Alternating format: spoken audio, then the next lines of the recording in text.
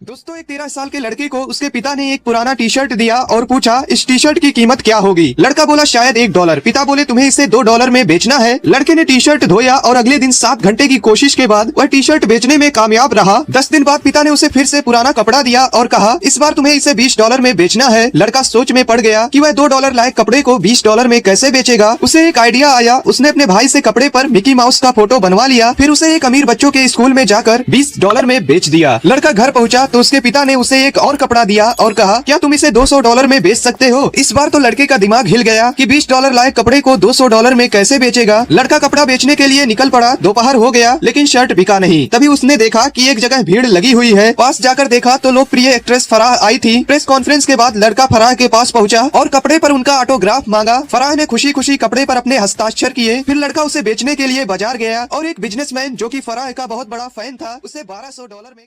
एक वकील ने अपने घर के आगे एक पोस्टर लगाया, जो कोई मुझे कोई अलग बात बताएगा उसको मैं 10,000 रुपए दूंगा और उस बात का मुझे पता हुआ तो 5,000 रुपए लूंगा। बहुत सारे लोगों ने कोशिश की। लोग उसको कोई भी बात बताते, वो उनकी बात सुनकर कहता ये बात तो मुझे पता थी और उनसे 5,000 रुपए ले लेता। बहुत दिन ऐसे ही चलता रहा। वो बात सुनता और कह देता मुझे ये बात पता थी, निकालो पैसे। फिर एक दिन वहाँ एक लड़का आया और उसने कहा कि मैं आपको एक ऐसी बात बताऊंगा जो आपको नहीं पता। वकील कहता है बताओ। लड़का कहता है आपके पापा ने मरने से पहले मेरे पापा से 50,000 रुपए लिए थे और अभी तक नहीं चुकाए। क्या आपको ये बात पता है? वकील ये सुनकर परेशान हो गया और सोचने लगा हाँ भर दूं कि मुझे पता है तो 50,000 रुपए देने पड़ेंगे और ना करूँगा तो 10,000 रुपए देने पड़ेंगे। यहाँ तो इस लड़के ने मुझे दोनों जगह ही फंसा दिया। तो दोस्तों, कभी भी खुद को इतना समझदार मत समझो कि दूसरा आपका मजाक उड़ाए।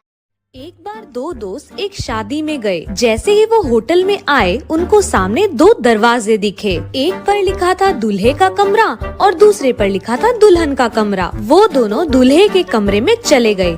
अंदर जाने के बाद वहाँ उन्हें 2 और दरवाजे दिखाई दिए। एक पर लिखा था दूल्हे के मेहमान और दूसरे पर लिखा था दुल्हन के मेहमान। तो वो दोनों दूल्हे के मेहमान लिखे कमरे में चले गए। वहाँ अंदर जाने के बाद उन्हें 2 और दरवाजे दिखाई दिए। एक पर लिखा था तोहफे के साथ और दूसरे पे लिखा था बिना तोहफे के। क्योंकि वो दोनों कोई तोहफा नहीं लाए थे इसलिए बिना तोहफे वाले कमरे में चले गए। और अंदर जाने के बाद अगले ही कदम पे दोनों होटल के बाहर निकल गए। तो दोस्तों, अगर शादी में बिना तोहफे के जाओगे तो आने वाले टाइम में यही हाल होगा।